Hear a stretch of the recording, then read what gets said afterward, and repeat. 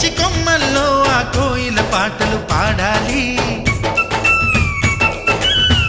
చుట్టాలు పక్కాలొచ్చి కమ్మని విందులు చెయ్యాలి. చూసేటి ఊరు వాడ మనసారా దీవించాలి. నలుగురు కలిసి చేతులు కలిపి మన కలలన్నీ పండించాలి.